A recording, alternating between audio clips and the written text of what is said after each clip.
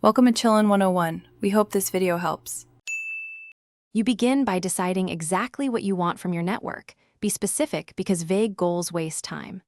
Once done, pick 1 to 2 measurable outcomes, hires, partners, referrals, and list 10 target people or groups.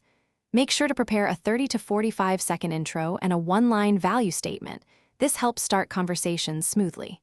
Practice aloud, then test with 1 friendly contact, and iterate based on their reaction. You now move into engagement. Reach out with context and a clear ask because people respond to relevant requests.